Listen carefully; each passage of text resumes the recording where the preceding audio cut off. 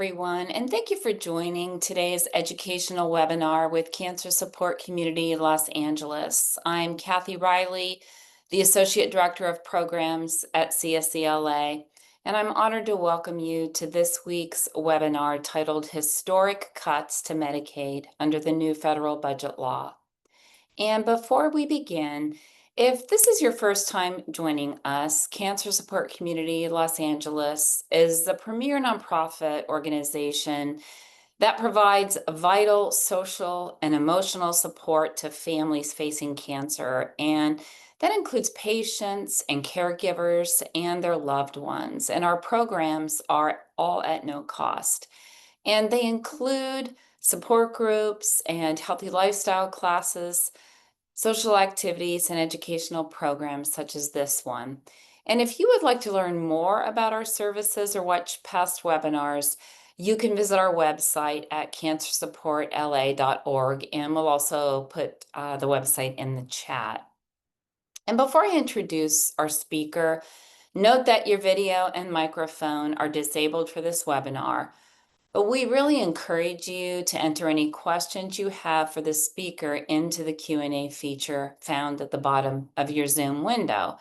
And questions will be answered during and at the end of the presentation. So feel free to engage with us in that way. And we may not be able to get to all of your questions today, but our presenter will share her contact information at the end of her presentation. And please note that the chat feature is disabled for this webinar, but please use that Q&A feature at the bottom of your Zoom window.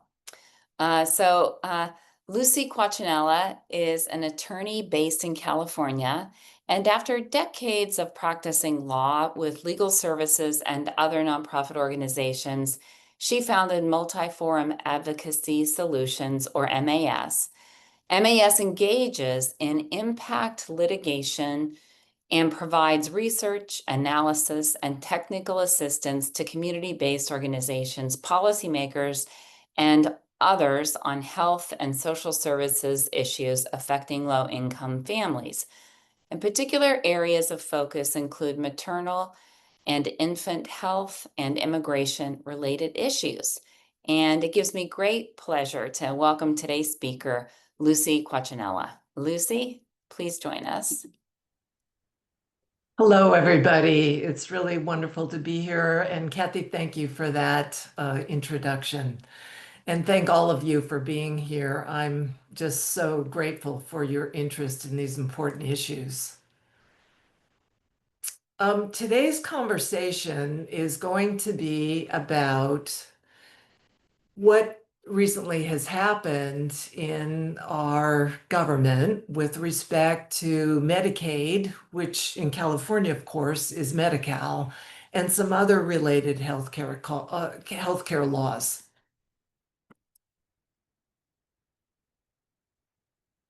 Before we get started, though, I'm going to recommend that everybody just take a deep breath.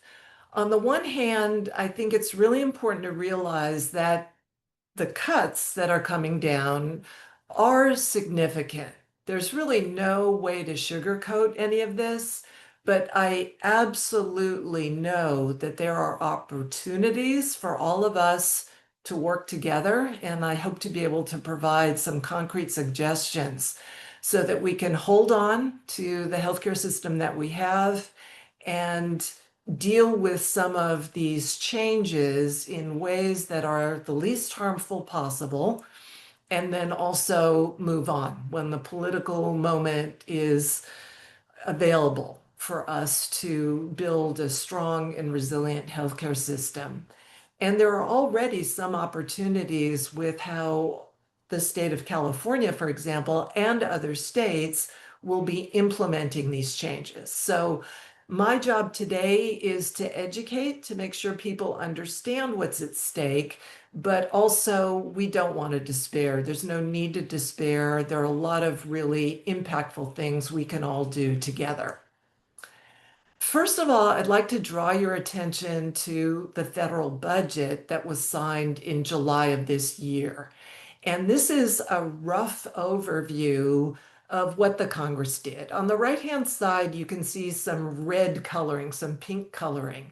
And that's the new spending they approved. So it's deficit spending because they don't really have the money for this, but there are major tax cuts. And then on the bottom side of the slide, you can see the shading in green.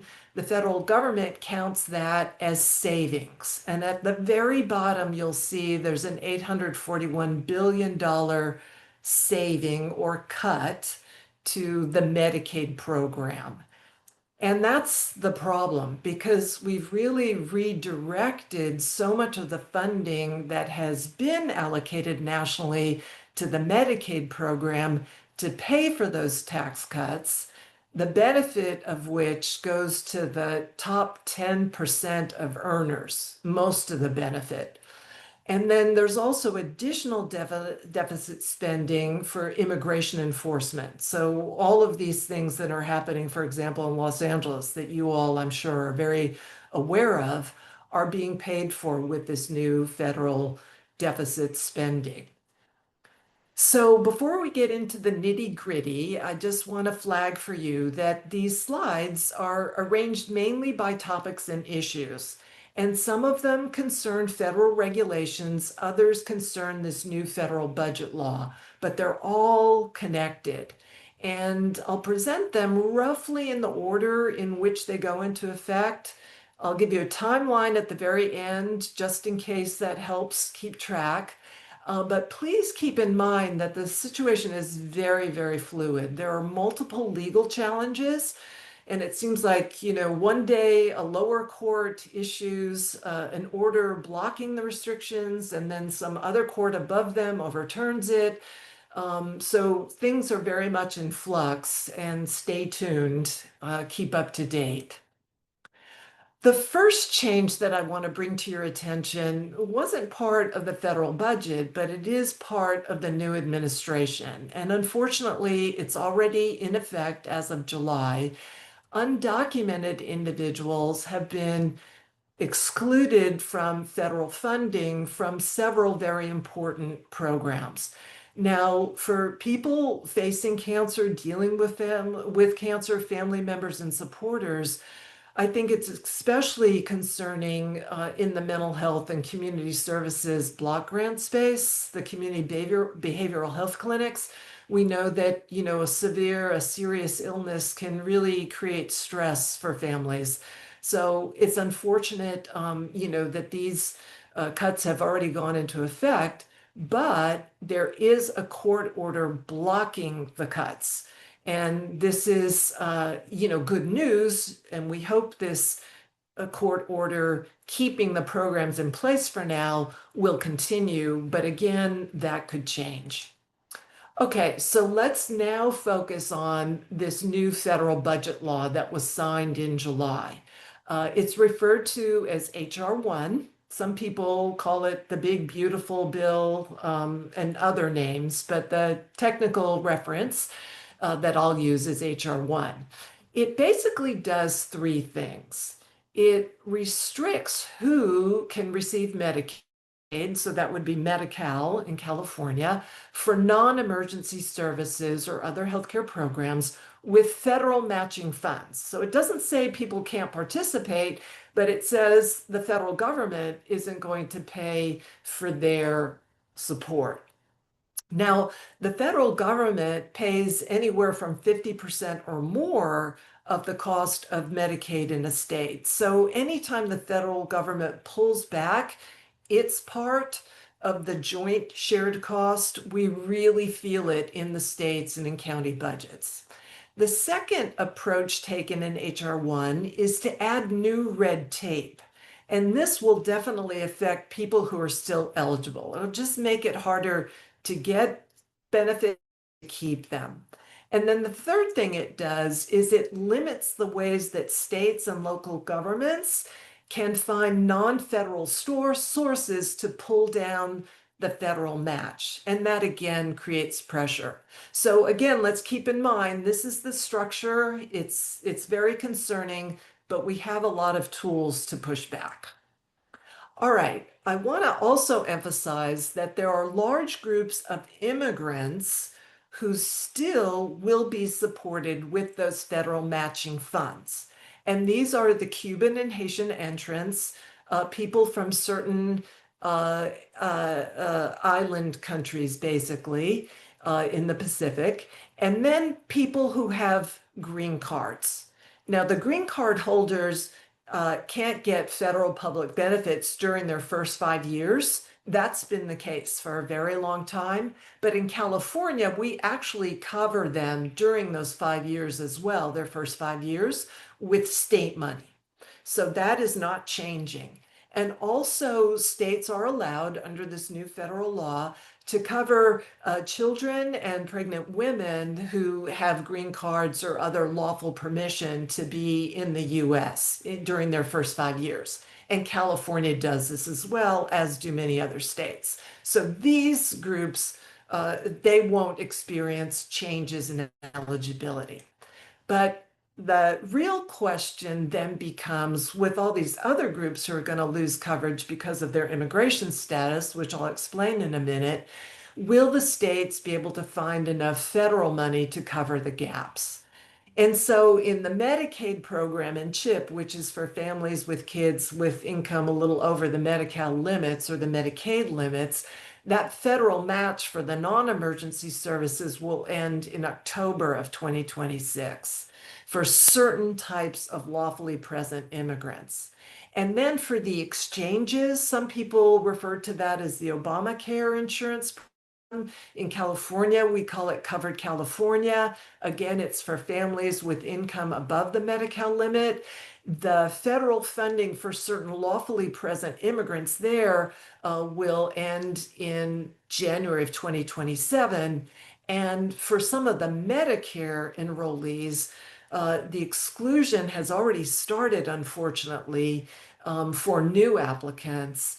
And this is very troubling because people have been here a long time. You pay into Medicare, that's one of the requirements when you're an employee. And others may be disenrolled later. So these are all things we have to look out for. Okay, unfortunately, this is the list of the types of lawfully present immigrants who are going to be losing eligibility for their federal part of the healthcare programs starting in a year or later from now. And it makes me very sad as an American, I have to say that, for example, the refugees, people who have been vetted for very long periods of time, even before coming into the country. Um, it's just very concerning that these individuals will no longer be eligible for the federal part of the funding. And then if you look at the exchanges, Covered California, for example, in our state, it's an even longer list. On the left-hand side of your screen, it's the same as for the Medicaid exclusions. And on the right-hand side, it's an even longer list. So we're just going to have to find ways to deal with all this. Let's move along now to the Medicaid program directly. And of course, again, in California, we know that as Medi-Cal. There's a part of Medicaid that's called retroactive eligibility. What is this?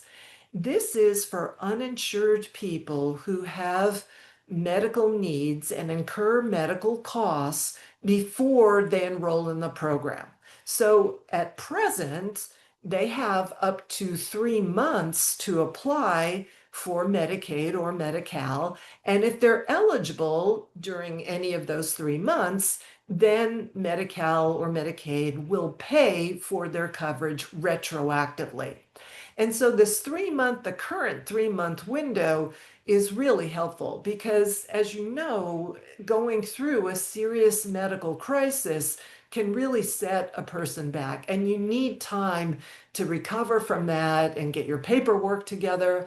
Unfortunately, when these changes go into effect under the new federal law, certain adults will only have 1 month to apply for the retroactive coverage, and other groups will have up to 2 months. So that's still fewer than 3. Now, fortunately, these changes don't go into effect until 2027, but they're very concerning. I'd also like to underscore who these adults are who will be restricted to just 1 month of retroactive coverage.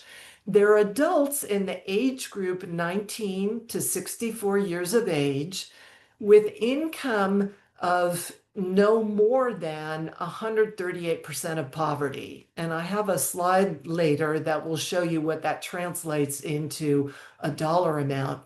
But these are often referred to as the Obamacare expansion adults. So you can see that the Congress that's sitting in Washington now is really trying to roll back what the Obama government did. So there are other rollbacks, let's call them, in the area of renewing your Medicaid coverage. So at present, people have to renew their Medi-Cal or Medicaid nationally at least once every 12 months. But under these new provisions, the Obamacare expansion adults in this age group with very low incomes will have to renew their medical coverage under Medicaid at least once every 6 months, so twice as often. And the problem with this is that every time you have to come forward and do the paperwork all over again, it's another opportunity to risk falling off the program, not to mention that it creates anxiety and stress, right? I can't imagine having to renew my own healthcare insurance every 6 months or even, once a year, right? So it's eligible people who will be at risk here if they don't make it through the paper mill. In California, the governor has estimated that approximately 400,000 people could lose their Medi-Cal. And this, of course, will undermine cancer screenings and other preventive services, and it will disrupt continuity of care for cancer and other serious conditions, and it increases the risk of medical debt, right? Now, fortunately, these new restrictions do not apply to certain groups of people. So, for example, children, people who are pregnant, and people who are known to the system as having a disability. And we are working with our state closely here in California to implement these rules in a way that makes it as easy as possible to comply. Was there a question, Kathy? There are a couple of questions that I'll go ahead and share with you. Someone is asking, can the way the legislation is carried out be different based on how each state responds? And they are saying, for example, we know California is more likely to try not to make it as devastating. And just concerned if someone is disabled, do they need to try to find alternative places to live? Yeah, those are great questions. And the answer is each state will have the responsibility to implement these rules. Now, the new federal law is pretty detailed about what the expectation is. But that said, we still have a federal system. The states still have a certain amount of authority.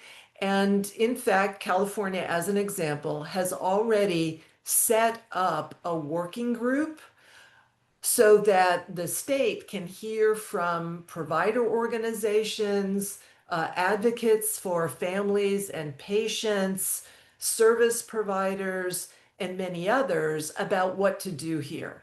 And in fact, they have some pretty good ideas and they're accepting additional suggestions from the field.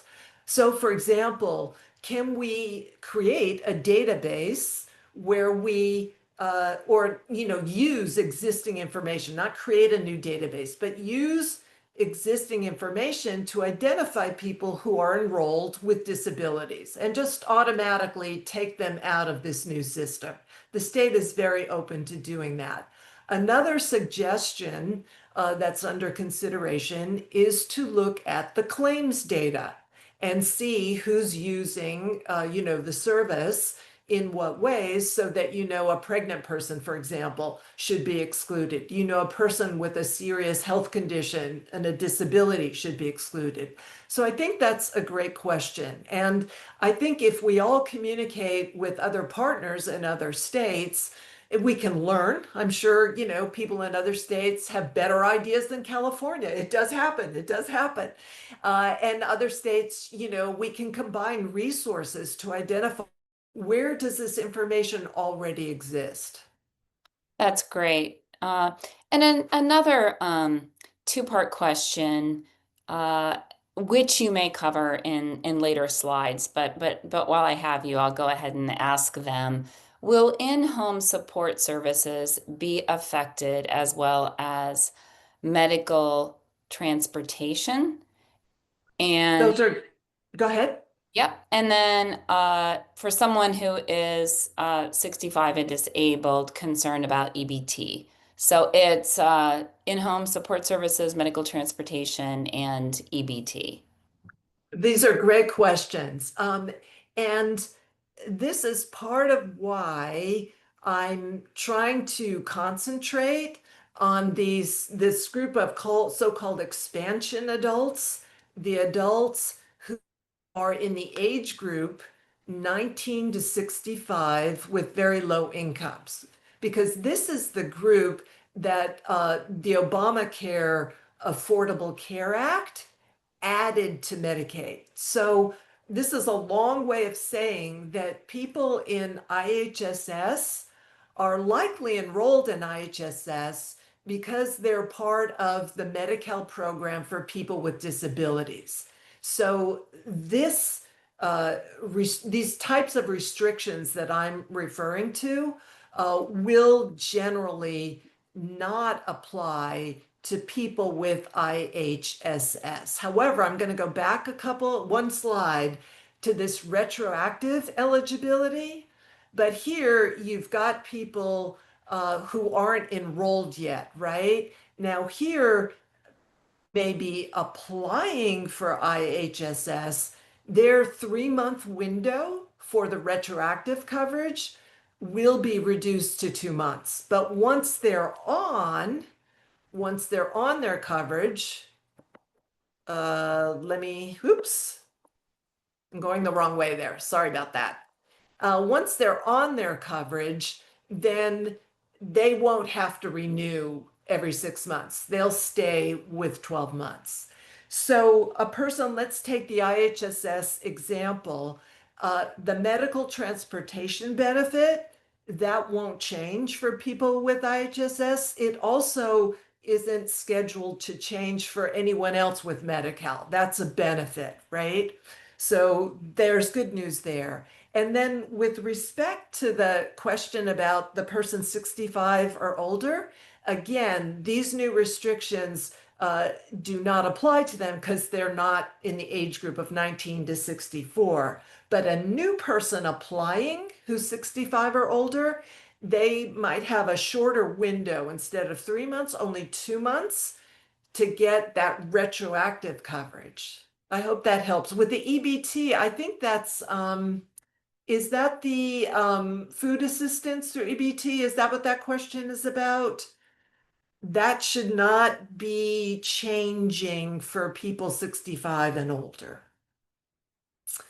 So if there are no other questions right now, Kathy, I'll move along, but please keep them coming. So these questions remind me of how important it is to make sure people get into the right Medi-Cal eligibility category. And this is probably too much information, for family members per se, but if you're working with advocates or providers who can help you, the examples we were just talking about, if it's someone with a disability, a serious medical condition, or age 65 or older, you want to get them into those Medi-Cal categories so they don't have to worry about these new rules as much. And same thing with pregnancy, right? There are exceptions from the new restrictions, when people become pregnant. So you sign up for Medi-Cal at one point, and maybe, there's no pregnancy when you sign up, but a few months later there is, you want to make sure that you're aware of these exemptions for people during pregnancy, 12 months post-pregnancy, and people with disability. Okay, so now let's turn to something I think that's been top of mind for a lot of folks, which is the work requirement and the work reporting requirements. And again, this one applies only to what I'm going to refer to as the expansion adults. Do we have another question? Yes, just before you move into this piece of it, Yes. regarding the last slide, when is the deadline to get people signed up? Is there a, Uh, yeah. there is no deadline. There is no deadline. Um, no deadline to sign up. I'm hesitating a little. I don't want to make it too complicated. For undocumented adults here in California, it's a good idea to sign up before the end of this year because our state has had for the past year a program that allows the undocumented adults to receive full Medi-Cal, including non-emergency services if they're very low income, right? That program's in place today and it continues until the end of this year. So for those people, they're not legally required, but if they miss signing up this year, then starting January 1, we're back to just emergency services for the undocumented adults. But otherwise, if you have your Medi-Cal today, or you're applying today, or you're applying after January 1, there's no, you go through the regular application process. And then a final question, is having had cancer considered a disability?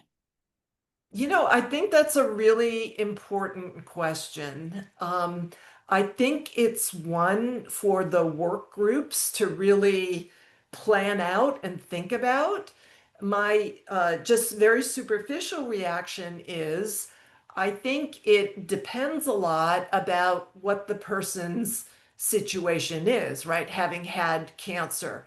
But this is where I think looking at the diagnosis codes for a person in Medicaid could tell us a lot, right? Because if you've had cancer, but you have, ongoing things that need to be taken care of, then the diagnosis codes may help us identify those people and we just automatically take them off the list for this new stuff and they never even hear about it, right? So it's a very important question. You can also see that some people who have had cancer, fortunately, really, don't have to deal with much in terms of their current healthcare situation. And so that's a very good example of how this community is just so important to keep raising those questions and providing the examples of what do we mean by a disability, who should be exempt, and how can we implement those things so that people don't lose coverage. Great, thank you. We'll Of course. we'll let you keep going. No worries. I appreciate the questions. Okay, so we're getting into the work requirements. And again, underscoring that this new restriction that will take effect in January of 2027, it applies only to people in this age group, 19 to 64, and they're very low income, right? And again, this was the group that under the Affordable Care Act, what some people call Obamacare, we said, our country said uh, health insurance really is something that everyone needs so they can maintain their quality of life and contribute in the ways that each individual is capable of, right? So this won't go into effect for a while, but we really need to start thinking about it. Now, again, I'm going to underscore the exceptions, right? So the work requirements will not apply during pregnancy and this postpartum period, which is 12 months now.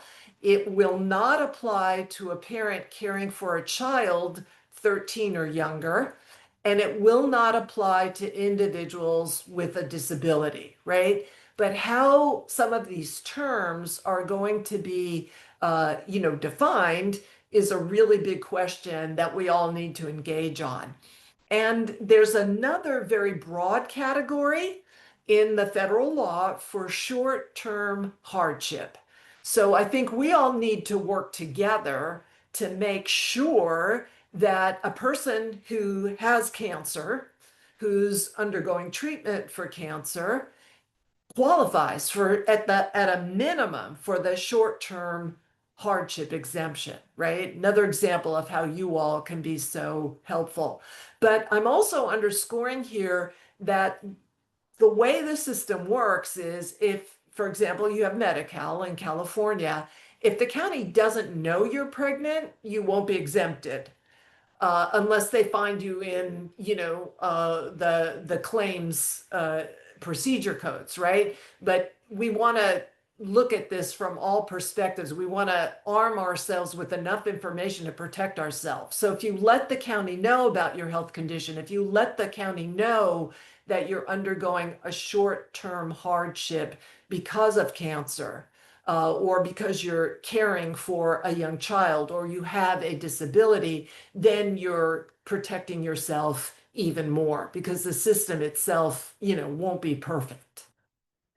Okay, so let's assume you're a person who's not exempt, or you have a family member who's not exempt and does have to comply, starting in January of 2027, and they're in that narrow age. Well, it's not so narrow, it's 19 to 64 age group. So the requirement is you have to have a job or other qualified community engagement that lasts at least $80, 80 hours a month. And in addition to jobs, certain types of education, training, and volunteer activities can count. Now, I'm underscoring volunteer here because, again, I think we need to be communicating with the states in whatever state we're in to broadly identify volunteering. And personally, I think you all should be suggesting that anyone who volunteers with, cancer support in the community in Los Angeles, that should count if the person is is an adult 19 to 64 and doesn't have a disability. So that's an example of how we can try and shape these policies. There will be a special rule for calculating the hours for seasonal workers and also gig workers. The state informed us today.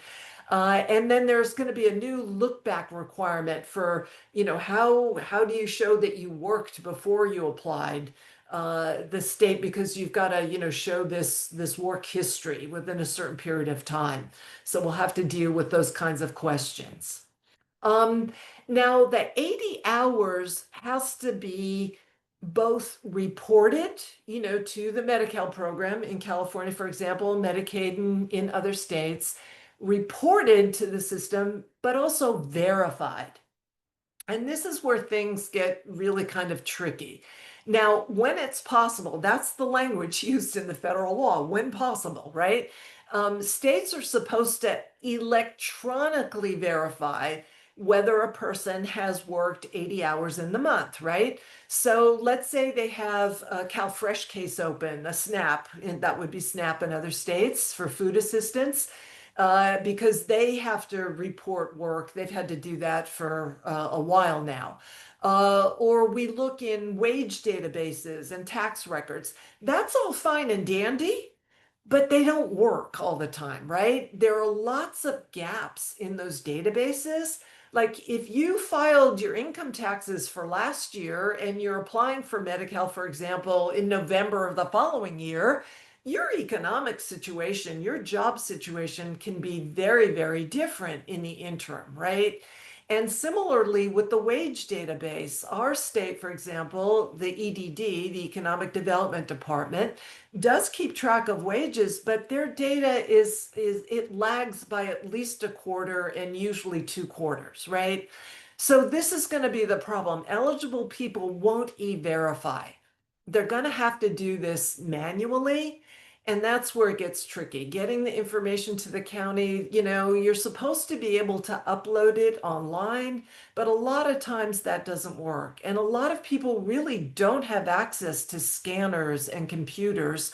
People, with disabilities, may have challenges communicating their disability for the exemption, or a lot of disabled people work and wouldn't mind proving it, but they may have difficulty dealing with the technology. So there's research from experiments with these kinds of restrictions in other states that shows eligible people just end up losing their coverage. Eligible people who are working but can't get through the red tape. In California, our state estimates that about 2/3 of the people in that age group, 19 to 64, who aren't exempt, will have to go through a manual verification process. And that means that about 3 million people will lose their Medi-Cal. So again, it's really important for us to engage with the state, and they seem open to suggestions for how we can make this red tape less burdensome.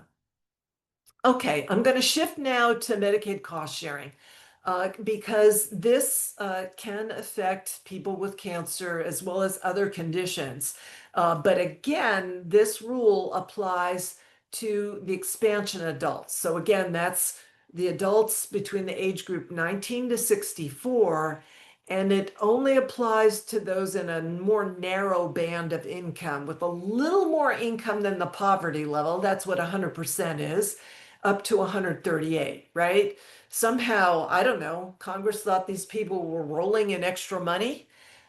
They could be subject to cost sharing of up to $35 per service and to a total of 5% of family income. And it's unclear to me whether that's every month or every quarter. Fortunately, it doesn't start until October of 2028. So we have some time here to get clarification and really work to, soften the blows here.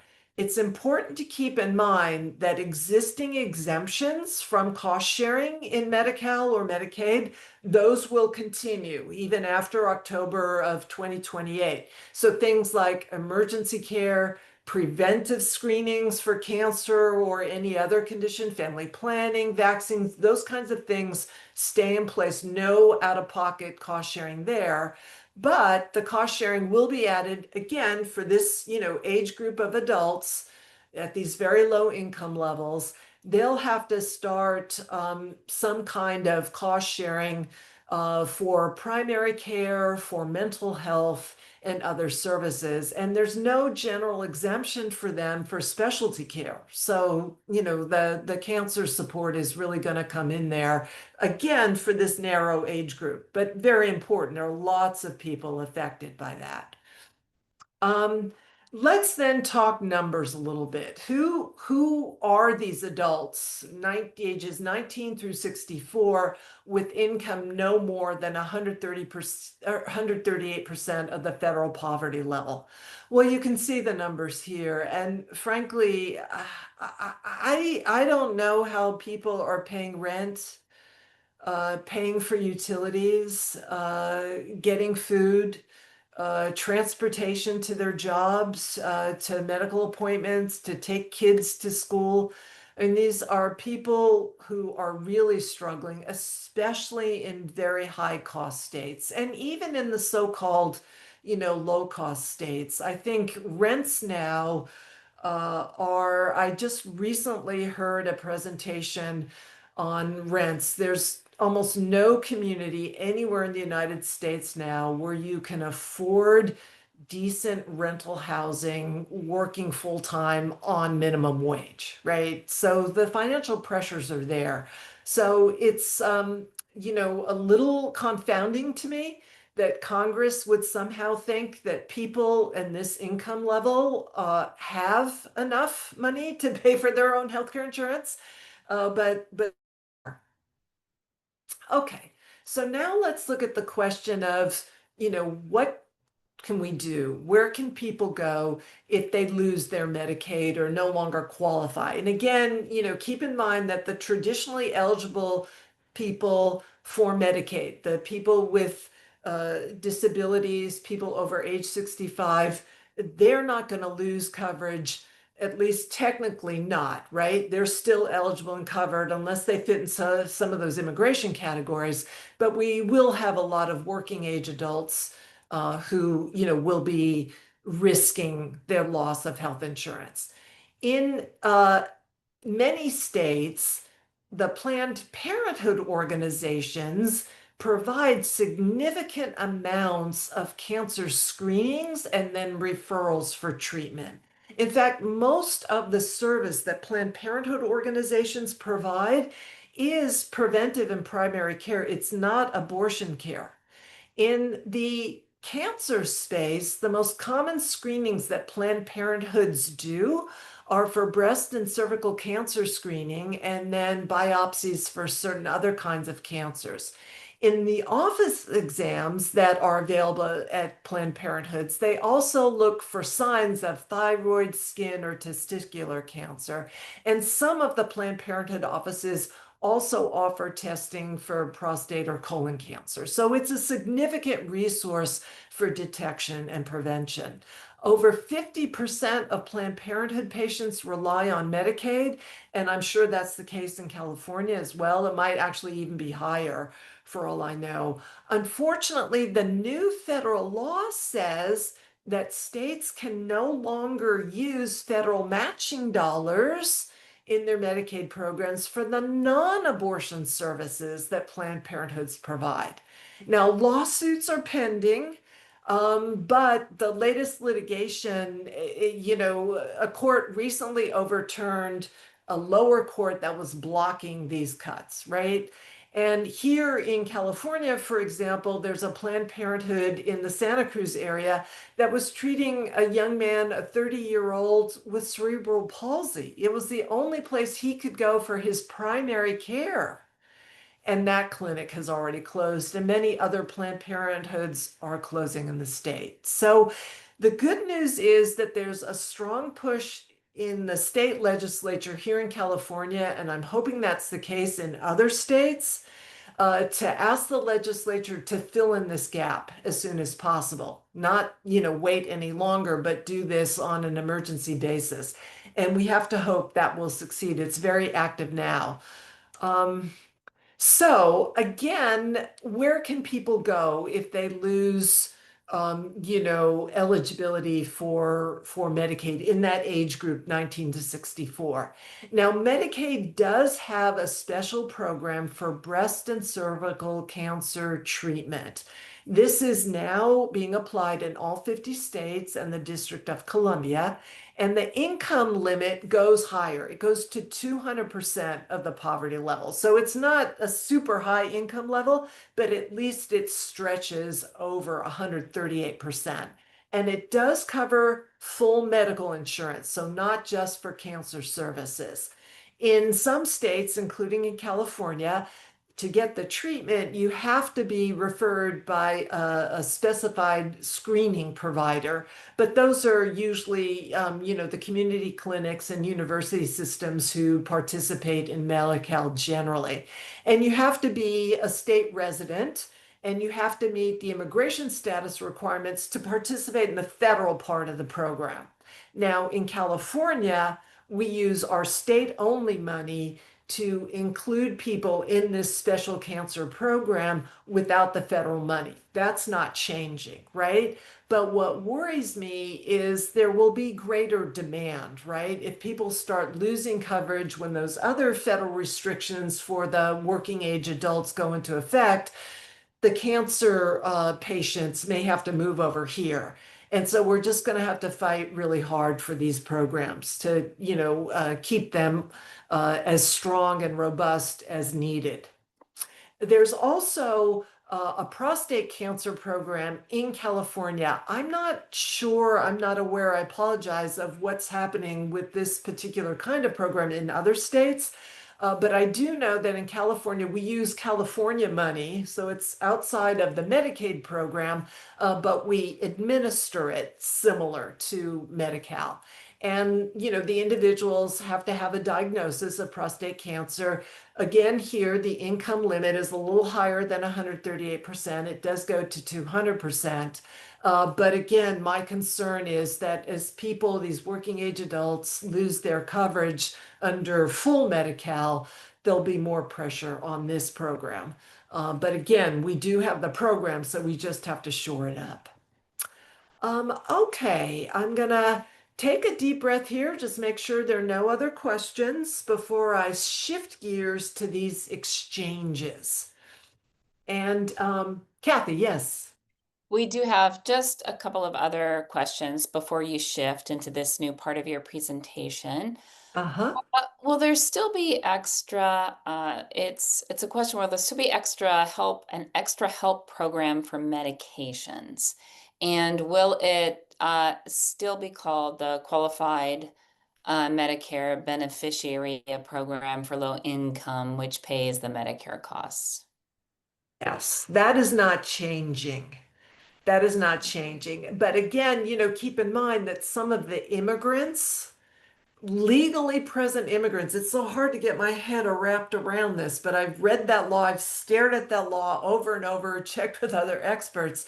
There are certain groups of legally present immigrants who are being excluded, but others, shouldn't have to worry about that. Okay. Another question, and this is referring, I think, to the slides where you were talking about work and reporting. Will self-employment count? That's a really excellent question. It absolutely will. The challenges there are, our dream as advocates is we want to get into existing databases like small businesses, self-employed people, have to pay their quarterly taxes, or small businesses do quarterly reporting to EDD for their employees, The databases for self-employed people and small businesses are much trickier. They're not as robust as the databases that apply to great big giant, employers. So our dream is that we can just exempt self-employed people, in these qualifying income limits without having to bother them with the reporting, right? Because their reporting will be done automatically for them. But the concern is that the databases aren't strong enough, aren't complete enough. And so we'll have to, fall back on communicating with the individual people involved in this. But that's another really great example of where if people can share with us, their situations and ideas for how we can implement those exemptions, we can all work together to do a better job. Great. Another question, will Medi-Cal benefits be reduced as secondary insurance for recipients also enrolled in Medicare?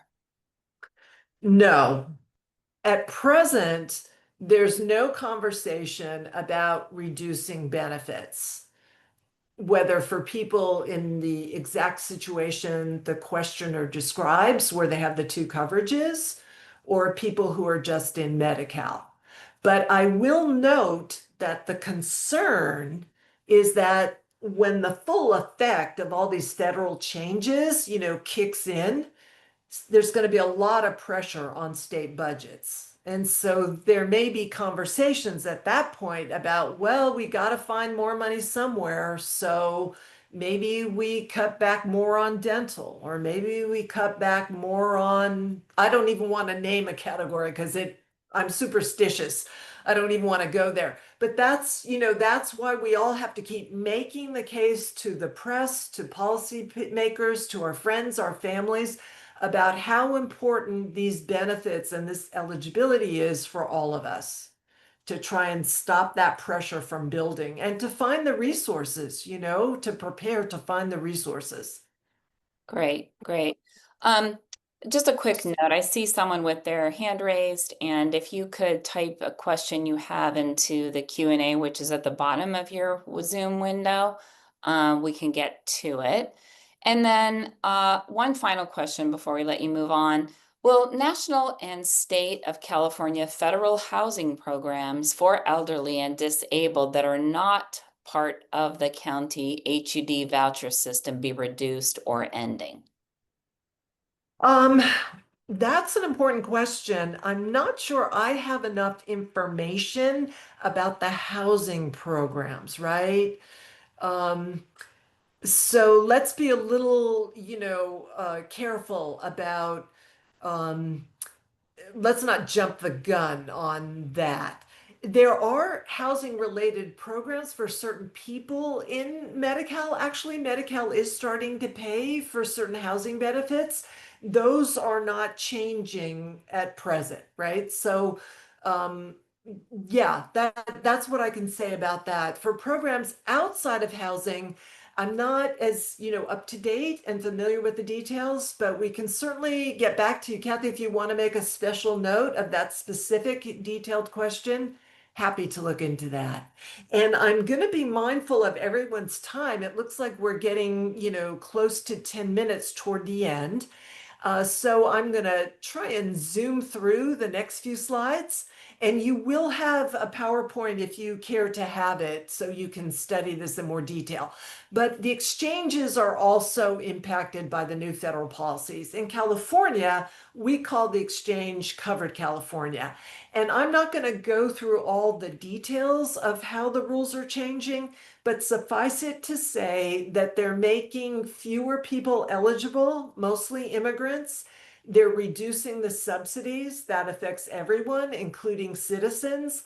And they're adding more red tape. So eligible people will have a harder time getting on and staying on. That's the theme throughout. Now, California and 20 other states and a group of cities have brought lawsuits. There are court orders in place right now blocking these new restrictions. But again, the litigation is ongoing. Who knows what the appellate courts will do? These are federal regulations. There's also in the federal law itself that adds other headaches for all of us. And these don't take effect until later. But again, the theme is the same. More restrictions on lawfully present people, more red tape, more headaches for working families who can't afford private health insurance and don't get health insurance through their employment. Okay. There's the third piece of what the new federal policies and laws does, which is making it harder for states to claim the federal match for the people who make it through all these hoops and get on and stay on, right? At present, the feds pay 90% of the cost for uh, services for these expansion adults in the age group 19 to 64. The feds want to cut that back to 50% if a state has the expansion. So, for example, California, we're still covering the 19 to 64-year-olds, but we'll pay the price. The feds will cut us back by 40% for their coverage, right? So it's a real challenge. And then there are other, complicated tax formulas and things, but basically to say that the way the state can find resources to put up for federal match, because it's a joint program, right? The state amount, the feds match it. So if the state has a harder time in finding its part, then they're going to be able to claim fewer federal dollars. And that just puts pressure on the system for all of us. And there, I think we all do need to be concerned, all age groups, citizens, non-citizens, pregnant, not pregnant, all of us, as the pressure builds on the healthcare system because of the restrictions, we all are impacted. And that's kind of the point I just made. And unfortunately, there are many people who are at the top of the healthcare system and responsible for monitoring how these systems work, who, agree with us that the impacts of this bill can be very, very harmful to the healthcare system as a whole because there's the risk that so much money is coming out. Okay, there's also major cuts to the food and nutrition program, so let's not forget that. It's an important part of cancer care, having a healthy diet and prevention. And I did just want to point out that the federal tax credit in the new budget is being increased, which is wonderful for families, right? But again, they're excluding immigrant families who don't have a social security number, right?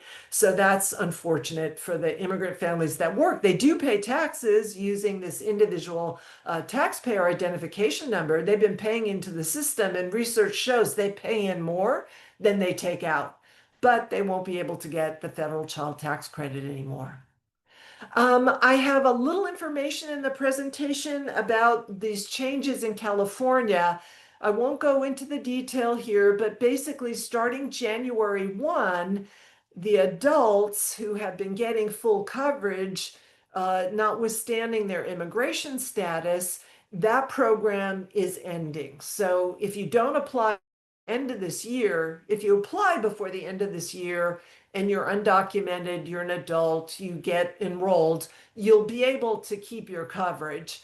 But if you're applying after December 31st of this year, then you'll just be limited to emergency services. And I think that's going to have a real impact on cancer screening and treatment, right? Who's gonna cover people in that group?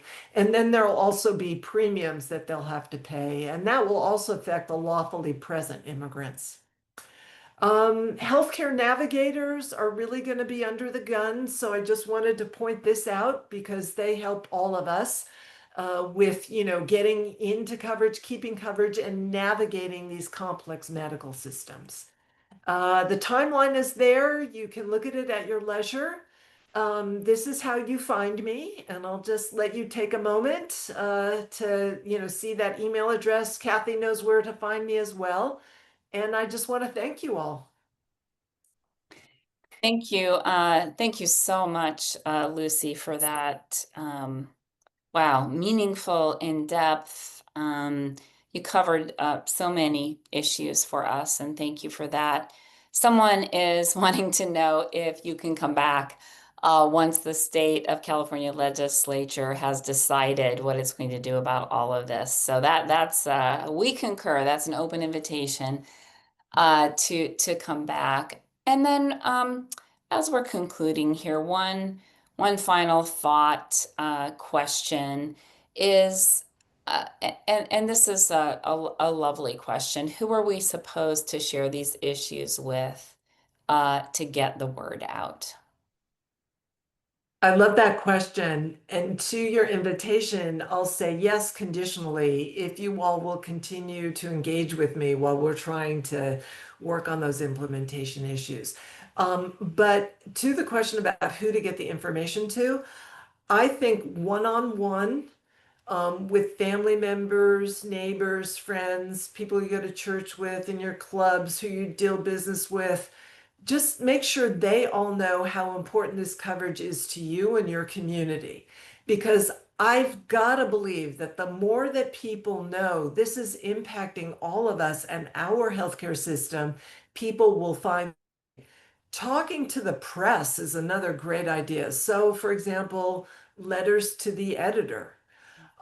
Also, for those of you who are comfortable, and I imagine a lot of people in this group are righteous advocates. You've been fighting long and hard a long time, communicating with your board of supervisors, with your state legislators, and also your federal representatives. Now, it's true that here in California, by and large, they are standing up for these healthcare programs, but maybe you have a friend or a contact in Orange County where they're not standing up so hard, or somewhere in the Central Valley. I have family members there.